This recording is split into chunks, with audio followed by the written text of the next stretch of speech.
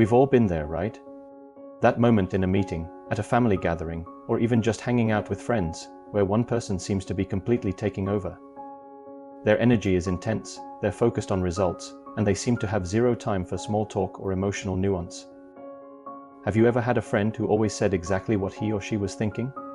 If so, you probably have an idea of how refreshing it can be when someone is direct and honest. But did you also notice that this person might rub you the wrong way at times? They can be seen as rude or even aggressive. Hi everyone, and welcome back to the Jaxom Talks channel.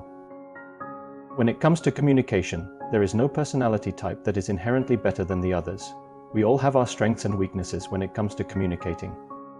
If you're a fan of Thomas Erikson's book, Surrounded by Idiots, you'll know exactly what I'm talking about when a red becomes a problem. We're talking about the red personality type. While a strong dose of red can be a fantastic thing for getting stuff done, today we're going to dive into the other side of the coin. What happens when a red personality goes rogue? What happens when the red's strengths become their biggest weaknesses and through their actions they start to have a negative impact on the people around them? So, for those of you who aren't familiar with the personality types, let's do a super quick recap, and if you want some additional information on the personality types, check out my previous videos. A red personality is driven by a need for control, results, and success. They are direct, confident, and decisive. Their communication is blunt and to the point. They see emotions as a distraction and value efficiency above all else. Think CEOs, project managers, and competitive athletes. These traits are incredibly valuable, but when they're not kept in check, they can be devastating for the other colors in the room. Additionally, red personalities may face challenges when it comes to considering multiple perspectives on an issue. They tend to be so sure of their own perspective and position that they may dismiss or belittle the opinions of others. This can lead to a breakdown in communication and an inability to compromise, which can make it difficult to work collaboratively towards a common goal. So let's break down the negative impacts, color by color, just as Erikson details in the book. First up, let's talk about the impact on yellows. Yellows are the social butterflies of any group. They are optimistic, creative, and thrive on connection and positive reinforcement. They love brainstorming and exploring new ideas.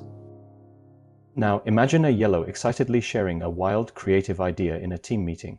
They're passionate, they're talking with their hands, and they're focused on the big picture. What's the red's reaction? Erikson would say the red would likely shut it down immediately. That's a waste of time. What's the ROI? Get to the point. This blunt, dismissive approach can completely crush a yellow's spirit.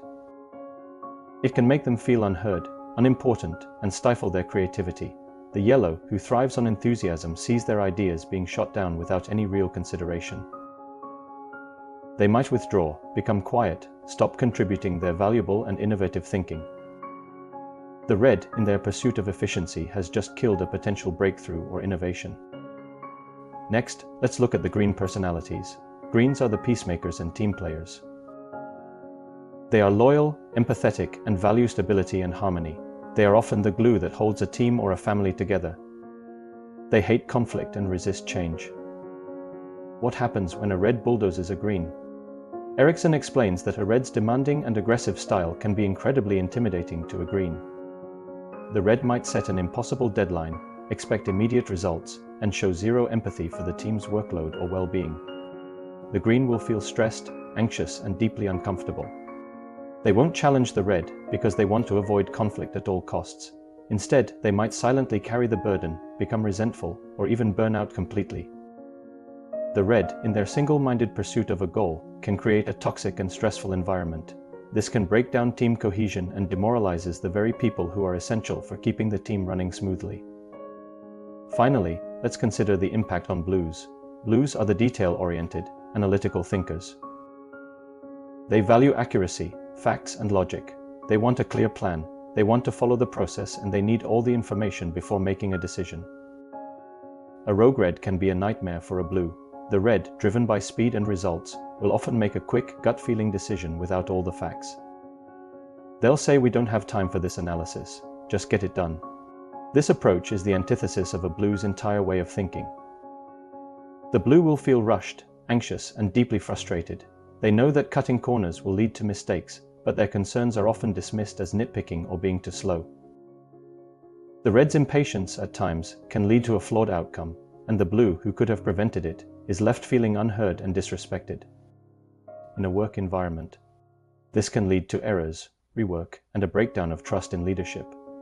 So, why is this so important to understand? It's not about villainizing the reds.